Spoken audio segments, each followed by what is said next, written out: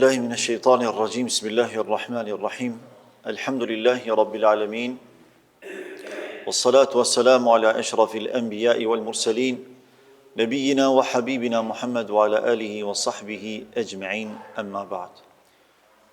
Lavdi, falënderimi dhe adhurimi i takojnë Allahut, krijuesit absolut të gjithësisë. Vetëm atij mbështetemi dhe vetëm prej tij kërkojmë faljen e mëkateve tona, mbolimin e tmetave tona si dhe pranimin e veprave tona. Ndërkaq salavatet, selamet dhe përshëndetjet më të përzemërta dhe më të sinqerta, çdo herë dhe pa ndërprerje, ja adresojmë Muhammed Mustafa alayhi salatu wassalam, familjes së tij, shokëve të tij dhe gjithë pasuesve të traditës së tij deri në ditën kur nuk do të ekzistojë më kjo gjësi. Besimtarë të nderuar, javën e kaluar kemi folur për vazhdimin e pjesës së javës së para kaluar, që ka të bëjë me shpërnguljen e parë që ka ngjarë në historinë islame, e cila ka ndodhur në Abisini, në Habeshe, respektivisht në Etiopinë e sotme, dhe kemi treguar se ata të cilët morën pjesë në këtë shpërngulje ishin, sipas mendimit më të saktë, diku 14 persona. 10 për tyre ishin meshkuj, ndërkaq 4 ishin gra.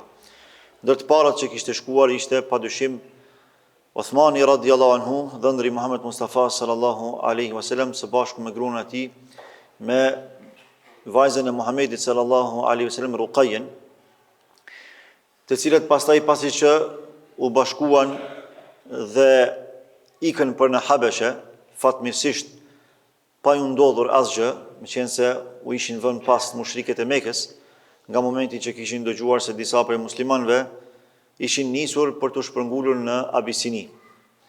Deshi Allahu i madhërisëm që ata arritën në kohë, hipën në 2 anijet, të cilat po tregtonin si zakonisht, pra nga Gjidja në Arabinë Saudite, për të shkuar pastaj në Etiopi apo në Abisinin e atëhershme.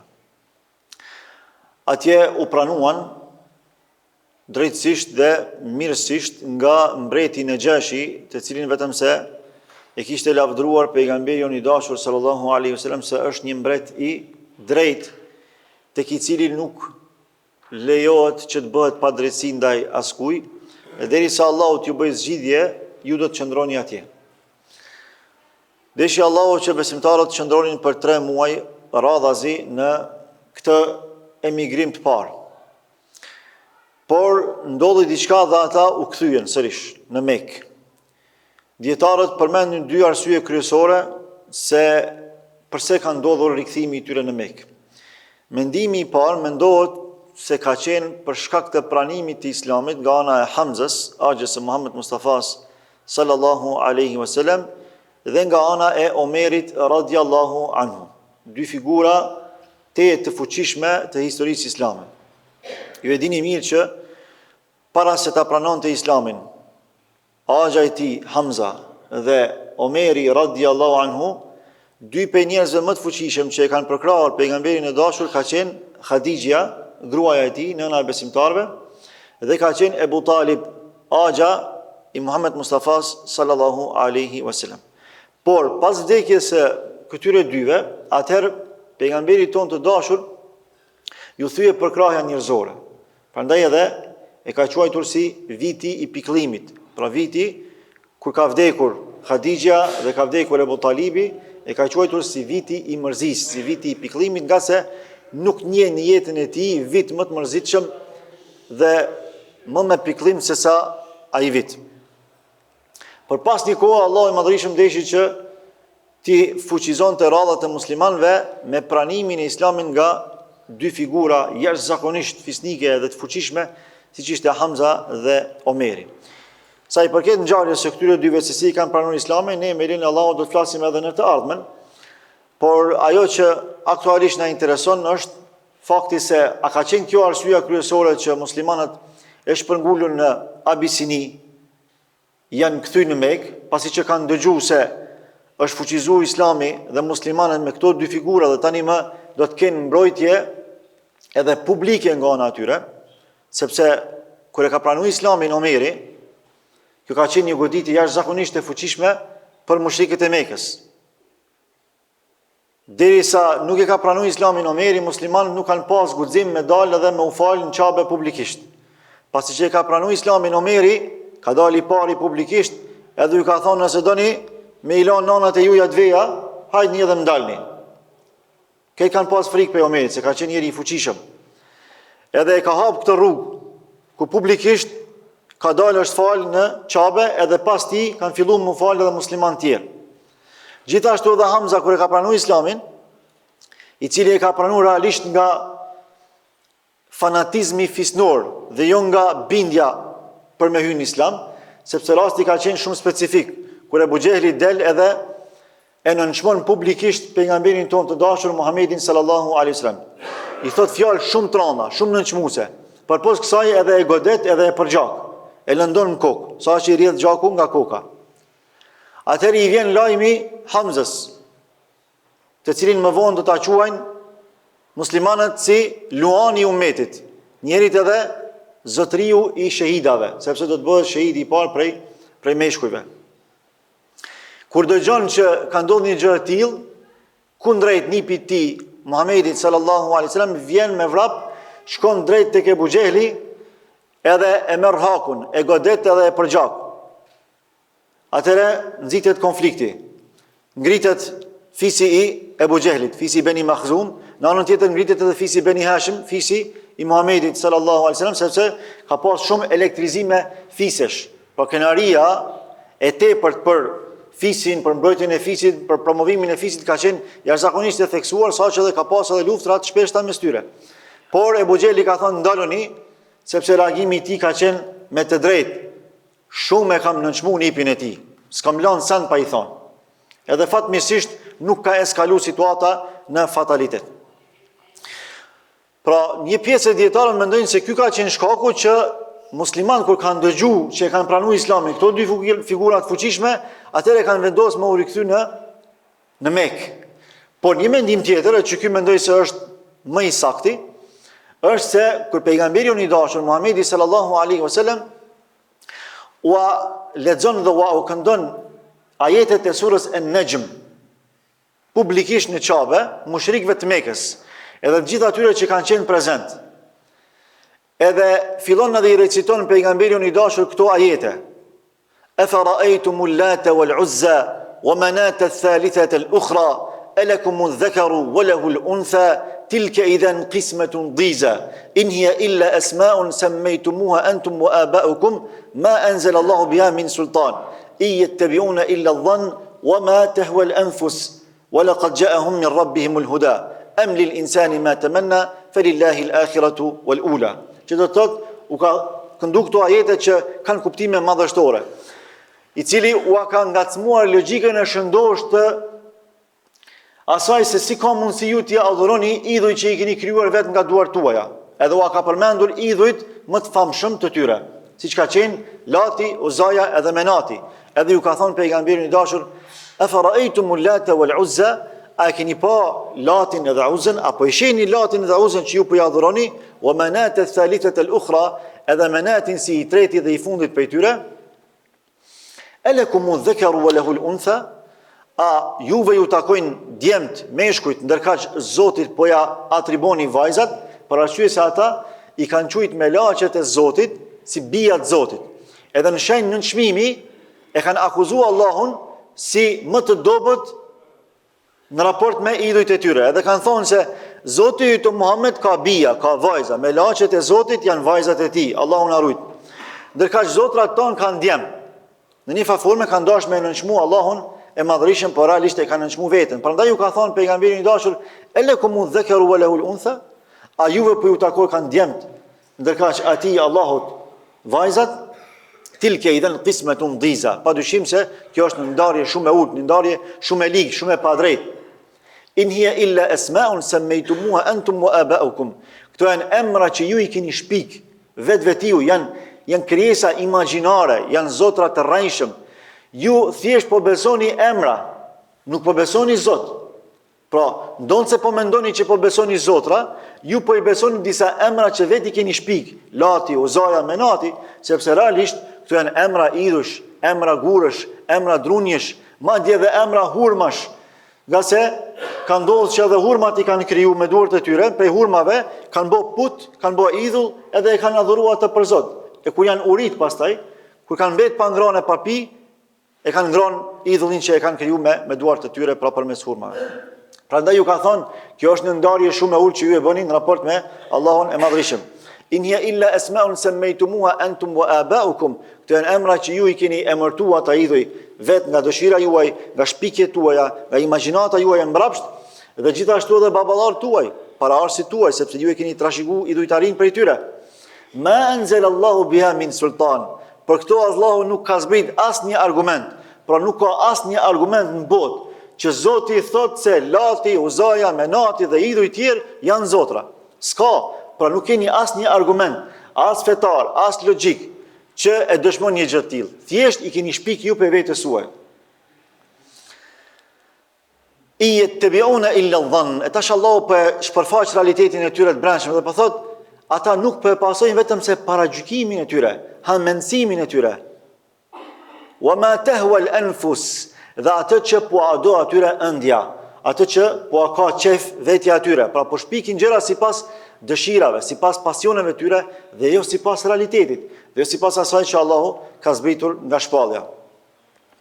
Dhe këtë në fund Allahu thot, وَلَقَدْ جَاءَهُمْ مِنْ رَبِّهِمُ الْهُدَى, ndërkohë që atyre u ka ardhur e vërteta udhëzimi nga Zoti i tyre. Pra duke e pasur udhëzimin e qartë, ata shkojnë edhe shpikin emra, shkojnë edhe krijojnë idhuj trajshëm, edhe i trajtojnë e i besojnë për zotra.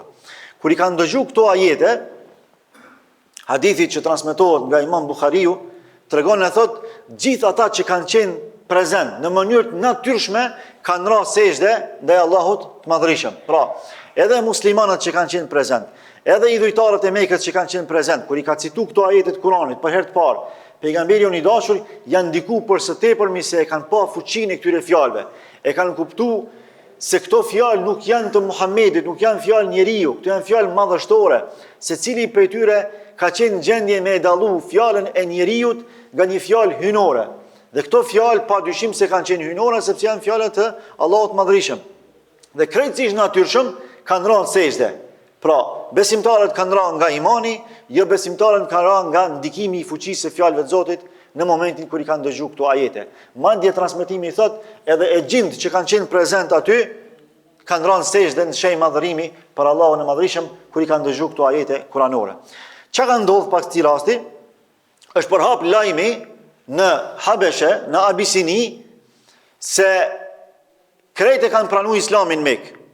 Pra, këtë lajm e kanë marrë, e kanë ujdis, e kanë stolis, ja kanë shtu edhe 100 pavërteta tjera, edhe e kanë përqunë në Habeshe tek musliman që kanë emigruar atje, edhe ju kanë thonë se krejt me kelit janë bo musliman. Krejt po i binë sejdë Allahut. Atëra ata nga gëzimi i madh dhe nga dëshira e flakt për më u rikthy në mesin e Muhammed Mustafa sallallahu alaihi wasallam dhe një herë në mesin e sahabëve, pra dashuria për Islam e për vatan ka bëu që ata menjëherë me marr vendim të vrrullshëm edhe të ngutshëm, pa e prit lajmin zyrtar nga pejgamberi i Allahut, edhe janë kthyer në Mekë, gjë që kanë gabuar shumë. Kur kanë ardhur në Mekë, e kanë parë që gjendja nuk është ashtu siç kanë dëgjuar ata. E kanë parë që mushrikët e Mekës, sidomos paria atyre, vazhdojnë të jenë jo besimtarë, madje armisht përbetuar të muslimanëve. E kanë parë që janë shtu disa prej muslimanëve, po nuk është bërë krejt Mekka musliman. Atëherë menjëherë kanë marrë një vendim të shpejtë. Janë tubuar dhe kanë thonë, na duhet me ndërmarrë menjëherë masa, sa nuk është bërë shumë e madhe çështja jonë, sa nuk e kanë kuptuar që na jemi rikthy, sepse kjo mund me pas pasoja të menjëhershme. Çka kanë bërë? Kanë thonë fillimisht shumica prej nesh duhet mu rikthy në Abisini menjëherë, prapë me emigru atje. E disa prej nesh do të shkojnë fshehu razi, edhe do t'i marrin përgatitjet e nevojshme, masat e nevojshme, që çdo gjë që kanë nevojë këta që kanë me u kthy në Habeshe, në Abisini, ata me i marrë me vete, sepse rruga është shumë e gjatë. Pra prej Mekës, prej Xhidës e deri në Habeshe në Etiopi është goxha rrugë e gjatë. Tani po flasim për një jetë primitive, atëherë kur kanë udhëtu me anije, pra komoditeti më i madh ka qenë me udhëtu me anije. Edhe një pjesë tjetër kanë thonë, ne do të dalim haptazi, por në besë. Në besë, publikisht do të kthehemi në Mekë, në qytet, dhe do të themi njerëzve se ne jemi rikthy prej prej Abisinisë. Edhe kështu kanë vepruar. Pra, të tre këto vendime i kanë zbatuar. Një pjesë e madhe e tyre është rikthyer në Abisini, një grup prej tyre i ka bërë përgatitjet për këtë grup që do të shkojë në Abisini, e pjesë e vogël e tyre ka dalë publikisht dhe ju ka thonë, o milet, na jemi këty prej Habeshes, por këtë kanë bërë pasi që kanë kërku besë prej fiseve tyre, sepse tek arabët besa ka pas shumë vlerë. Për shembull, për atyre që publikisht ka dalë edhe haptazi ju ka treguar që është rikthy prej Habeshes, prej Abisinis, ka qenë Othmani radhiyallahu anhu, dhëndri i pejgamberit tonë dashur së bashku me gruan e tij me vajzën e Resulullahut sallallahu alaihi wasallam me Ruqayyen. Edhe ka dalë ka thonë që unë më jam kthy prej Abisinis, por para prakisht ka kërku besë prej fisit vet, prej fisit Beni Umayya. Edhe në momentin që dikush e ka marrë përsipër, e ka marrë mbes, s'ka pas të drejtë as guxim kërkush me marrë hapa eventual që me sulmu apo me dëmtu në këtë rast Othmanin dhe Ruqayyen. Gjithashtu pe këtyre njerëzve ka qenë edhe Othmani i dytë, jo Othman ibn Affan, dhëndri pejgamberit dashur, por Othman bin Mat'un, ai emiri që e pacaktu pejgamberi Allahut mi udhëheq shta për në Abisini. Edhe ky s'ka mujt me kërku besë prej fisit vet që e ka pas quhet fisi Gjumeh, po ka lyp besë prej fisit Beni Makhzum. Edhe ata kanë marrë përsipër me mbrojt, dhe kjo realisht lejohet në Islam, pra a lejohet na me kërku besë, mbrojtje, strehim tek ata që nuk janë musliman, lejohet në rrethana të caktuara.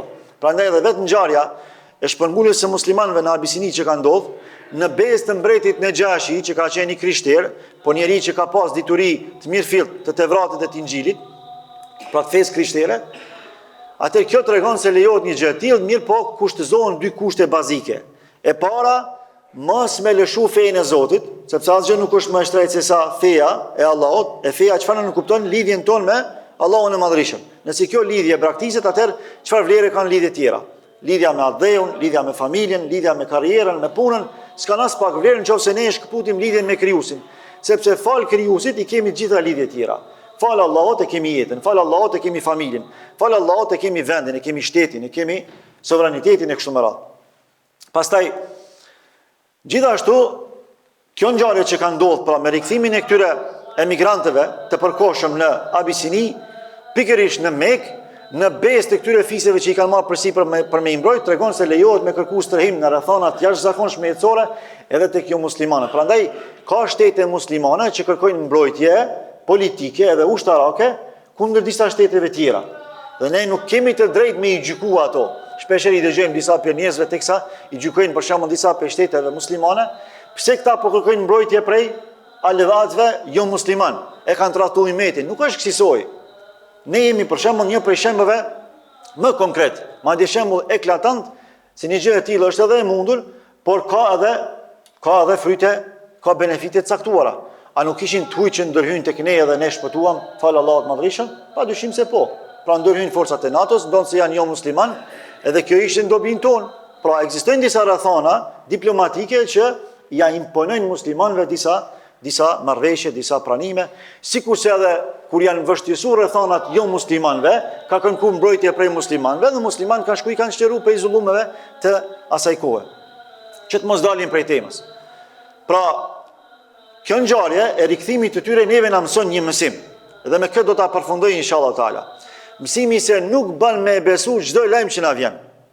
Nëse e marrim për të mirëqenë, çdo lajm që na vjen nga dikush, e besojmë atë pa e verifiku, pa e konfirmu, pa e vërtetu, do të kemi pasoja të rënda. Këta sahabi që kanë në Abisini, ku gabuan? Momentin kur atë që e dëgjuan e besuan. Momentin kur erdhi lajmi se krejt me kelit janë bërë musliman, ata e morën vendimin e ngutshëm, pa e prit lajmin zyrtar dhe prononcimin zyrtar të pejgamberit dashur se a më u kthy këta në Mekë apo me qëndru në Abisini, ata këtu gabuan. Prandaj Allahu nuk lejon me ndodh një gjë e tillë. Nëse bazohemi në qile wa qal, në thashë thënë, do të dështojmë. Për këtë arsye pejgamberi jon i dashur na tregon se 3 gjëra i ka ndaluar Allahu për besimtarin. Inna Allaha kariha lakum thalathan. Allahu i ka bërë të ndaluara, të urrejtura 3 gjëra. Qile wa qal, thashë thënët, sepse thashë thënët janë të ndërtuara mbi pavërtetësi, wa idha'at al-mal, edhe shpërdërimin e pasurisë, me hum njeriu pasurinë kot, e shpërdoron atë, bën israf me të e kështu me radhë, wa kathrat as-su'al, edhe pyetjet e tepërta nonsense, të pakuptimta, ku njeriu veç pyet, edhe nuk ja ka fare idenë se çfarë pyet, sepse pyetjet e shpeshta realisht janë përgjithësi, sa më shumë që të pyesim, edhe të marrim për informacione dhe nuk i zbatojmë ato, aq më tepër do të gabojmë në jetë edhe do të bëhemi shkak i meritimit të ndëshkimit, Allahu na ruaj. Dhe Allahu përmes së ngjarjes neve na tregon se ne pra nuk duhet të bazohemi në atë që na vije dhe në atë që na plasohet apo na paraqitet prej të tjerëve pa e vërtetuar mirë. Allahu çfarë thon në Kur'an? Ja ayyuhalladhina amanu in ja'akum fasiqun binaba'in fatabayyanu. O ju që keni besuar, nëse ju vije juve një lajmtar nga trestar, atëherë mos e merri për të miqen më njëherë, mos i besoni më njëherë. Por çka? Vërtetojeni atë lajm. Vërtetoje mirë çfarë do lajmi që tjetë, edhe për çështjet më elementare të jetës, nëse vjen dikush edhe ju thot diçka, qoftë për dikë, qoftë për ndonjë ngjarje të caktuar, fillimisht vërtetojeni ata. Nga se reagimet tona në ato momente, e mos flasim për vendimet tona në ato momente, mund të kemi pasoja shumë të rënda nëse nuk kemi vërtetuar lajmet. Shpesh na ka ndodhur në jetë që kemi kriju para gjykime, e madje dhe kemi ndërmarrë vendime jashtëzakonisht gabuara në jetë, vetëm se i kemi besu disa fjalëve të njerëzve. Pa i vërtetuar gjanat vet, mos i besoni. Ky është parim në Islam dhe kjo tregon për drejtësinë islame. A është jo besimtar, a është besimtar, a është familjar apo jo familjar, kushdo që të vjen edhe të thot për dikë diçka.